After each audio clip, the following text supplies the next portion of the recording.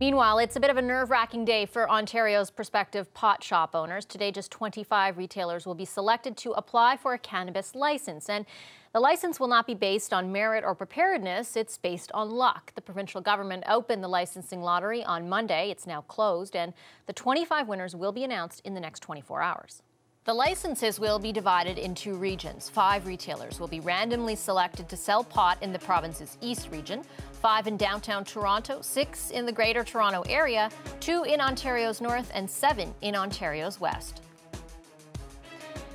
Those 25 will have first dibs on applying to the Alcohol and Gaming Commission of Ontario for a store. April 1st is when they are supposed to begin selling pot. The government initially said there would be no cap on licenses, but it changed its mind in the wake of supply shortages. Why a lottery, though? And when will the government open up the market to more players?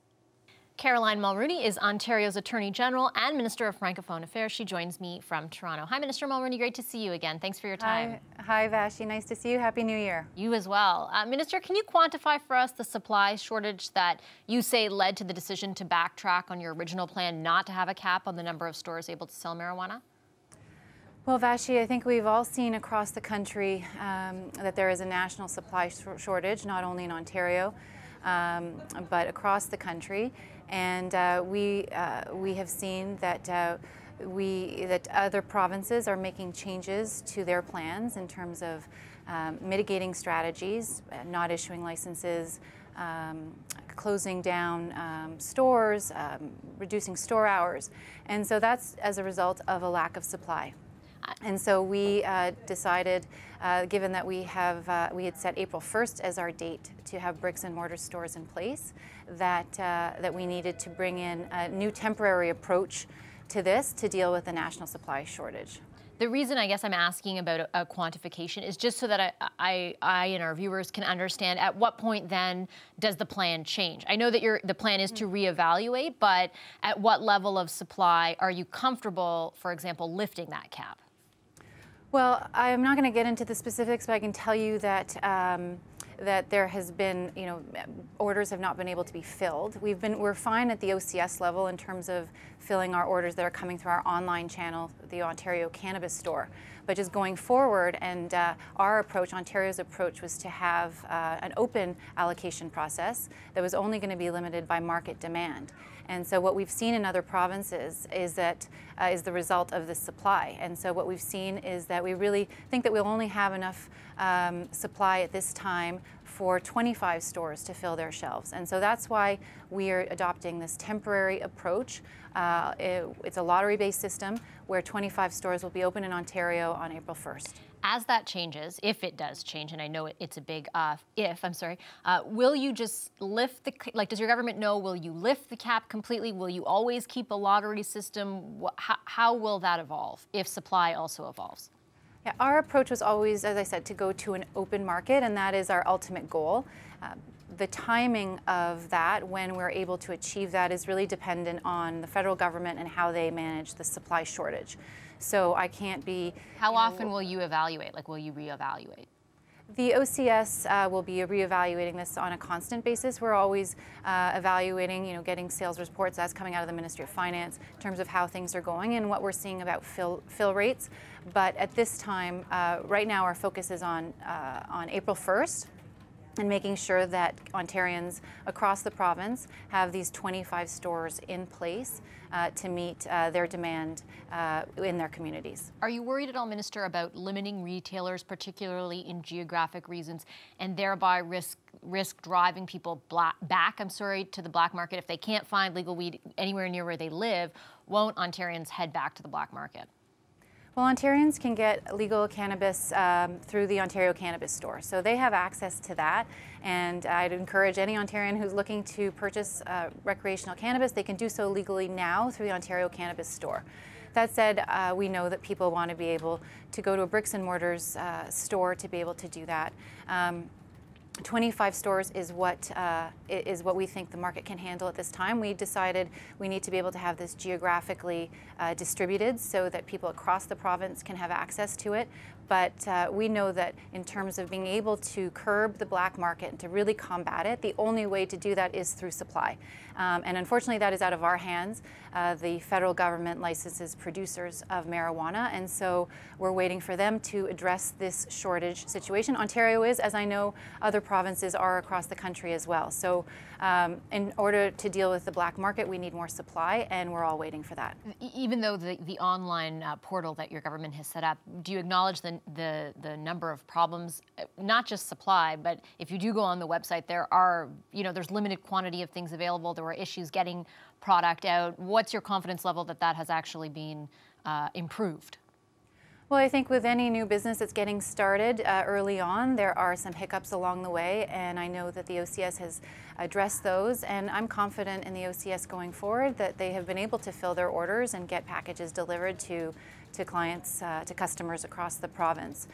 So I have utmost confidence in the OCS to continue doing that job. Do you feel like there is an adequate level of supply for the OCS right now? Because as I say, like if you go on the website right now, you just randomly pick products. We did it just before the interview just to see, and there's tons that are not available. And we are waiting for the federal government to address this issue. As you know, Vashi, it was the federal government that decided to legalize cannabis on October 17th. And it is the federal government's responsibility to regulate supply. Our job as provinces is to manage the retail side and to regulate it. But we cannot control supply. And so we are doing the best that we can to meet demand, which has been great. And we're confident that right now that Ontarians who wish to purchase cannabis can do so through the cannabis store. And we're working very hard to make sure that on April 1st that we have 25 stores in place across the province, and we look forward to the day when the federal government has dealt with the supply issue so that we can open up the market to all those who want to participate, because that is our goal, to have a market that's open and market driven. That is the way to combat the illegal market. I want to just delve a bit more into the process by which you're going to, the lottery process essentially. What happens if everyone that is drawn, for example, of the 6 that are going to be drawn in the GTA, are all in Mississauga? Is there a mechanism by which your government will look at that and say that's too many in one area and we will redraw?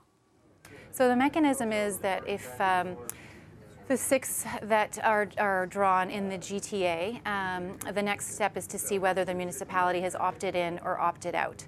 And so that's the next step. And so those will be placed in, then once they get the license, then they can try to get an authorization in a municipality that has not opted out.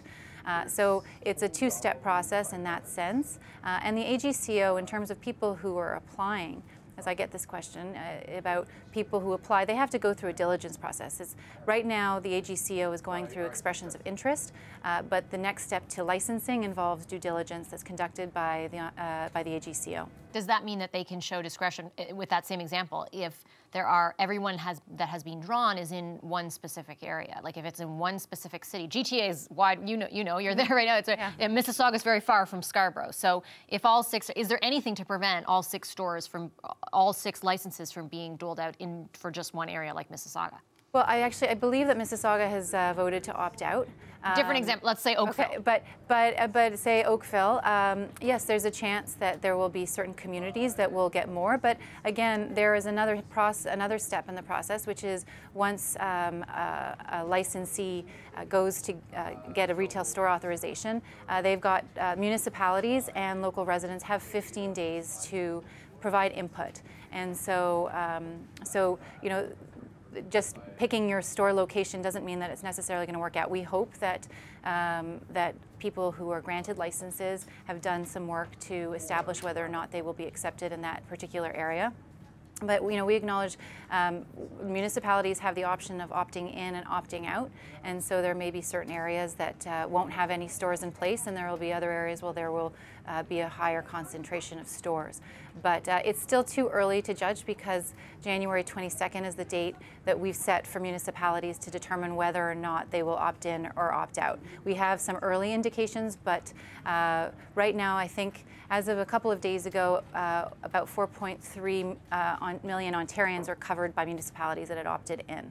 So we're confident that that there will be enough geographic people will have access as they wish, but we have to still wait and see to get the final determination of how that works out. Yeah, I guess what I don't understand though is isn't it the provincial government's sort of responsibility to ensure? I take your point about the municipalities individually being able to opt in and opt out, but let's say at the end over 4 million Ontarians are covered by municipalities that want to opt in.